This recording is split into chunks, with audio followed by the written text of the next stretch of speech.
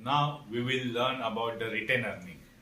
Business organization are subject to variation in earning. Variation means change रहते हैं. Earning में हमेशा चेंजेस होते हैं. कभी अर्निंग ज्यादा रहते हैं, कभी अर्निंग कम रहते हैं. It would be a wise decision to keep aside a part of earning during a period of high profit. तो जब भी हाई प्रॉफिट होता है तब हम लोग को उसमें से जो भी अर्निंग मिलता है उसमें से कोई पार्ट कीप असाइड, साइड में रखना चाहिए. This is a wise decision. क्यों? क्योंकि उसमें से हमें कुछ पार्ट साइड में रखे हो इन फ्यूचर के लिए यूज हो सकता है. अ prudent company does not distribute the entire profit earn among the share holder. जो प्रूडेंट कंपनी रहते हैं, इंटेलिजेंट कंपनी रहते हैं, कभी भी पूरा प्रॉफिट है ना एंटायर प्रॉफिट डिस्ट्रीब्यूट नहीं करते शेयर होल्डर को. तो क्या करती है? अ part of profit is retain by company in the form of reserve fund. Reserve fund में वो कुछ पार्ट जो रहता है प्रॉफिट का वो रिटेन करते हैं, रख देते हो आप. क्यों? This reserve are retain earning of the company. इसको ये बोलते हैं retain earning. Sum total of retain earning gets accumulated over the year. बहुत सालों से रिटेन अर्निंग की टोटल जमा की जाती है, एक्यूमुलेटेड की जाती है. And accumulated profit are re invested in the business rather than distributed as dividend. Rather than distribute मतलब यानी डिविडेंड में डिस्ट्रीब्यूट करने से अच्छा वो क्या है, वो प्रॉफिट हम लोग वापस री इन्वेस्ट करें बिजनेस में, तो उसको बोलते हैं रिटेन अर्निंग. यानी हम लोग ने जो भी कमाया उसका कुछ पार्ट हम लोग साइड में रखेंगे as a reserve. Then the process of accumulating corporate profit.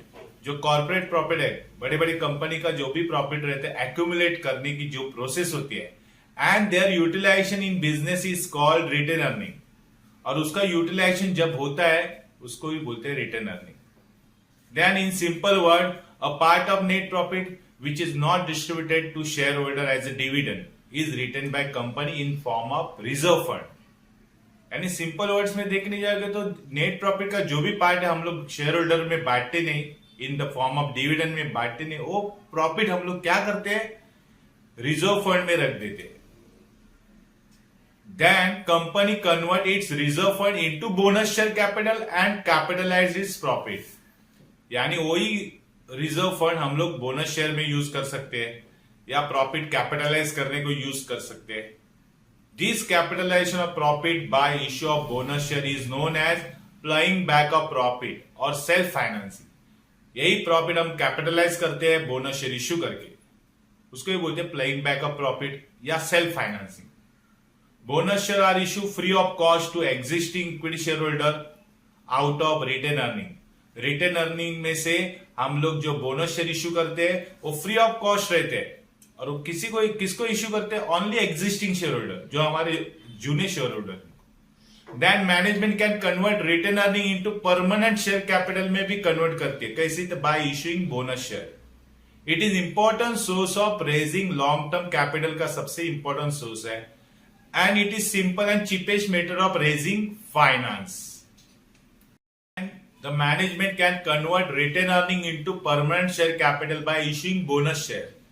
यानी वही रिटेन अर्निंग कन्वर्ट करते हैं बोनस शेयर इश्यू करके, इसको ही बोलते हैं permanent share capital. It is a important source of raising long term capital and it is a simple and cheapest method of raising finance raise करने के cheapest method है. It is use by establish company, जो already establish है, बहुत सालों से चल रहे हैं. वही कंपनी ज्यादा करके रिटेन अर्निंग रखती है क्योंकि उन लोगों का रिजर्व ज्यादा रहता है, तो वही बोनस शेयर इश्यू कर सकते हैं. It is an internal source of finance. Finance का इंटरनल सोर्स है.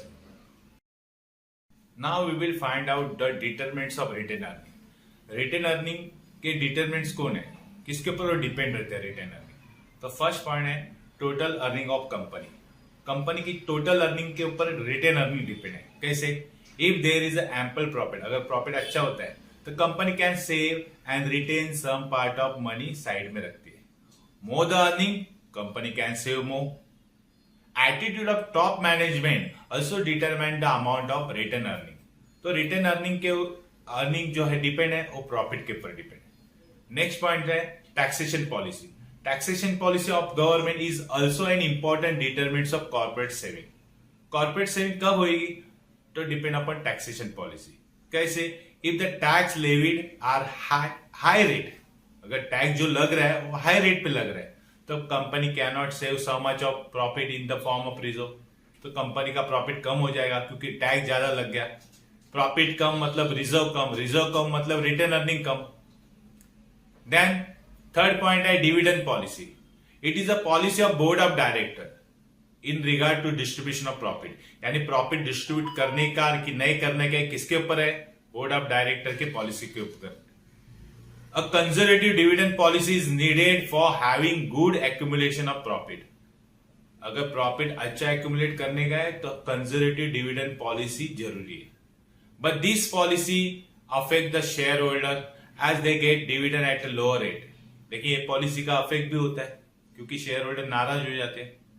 देन 4 पॉइंट है government control. Government is a regulatory body of economic system of the country. Economic system कौन रेगुलेट करते हैं, तो government. Its policy, rules, regulation ensure that the company work as per his regulation. यानी company कैसे regulate होती है तो उन लोग की पॉलिसी रहते हैं, रूल्स रहते हैं, रेगुलेशन रहते हैं, वो फॉलो करने पड़ते हैं। So company has to formulate its dividend policy. तो कंपनी जो फॉर्मुलेट करती है डिविडेंड पॉलिसी वो किसको कंसिडर करके, in accordance with the rules and regulation of frame by the government. Government ने जो रूल्स बनाए उनकी तरफ से जो प्रोविजंस है according to this government company को एक डिविडेंड पॉलिसी बनानी पड़ती है। सो रिटेन अर्निंग ये सब 4 फैक्टर्स के ऊपर डिपेंड है।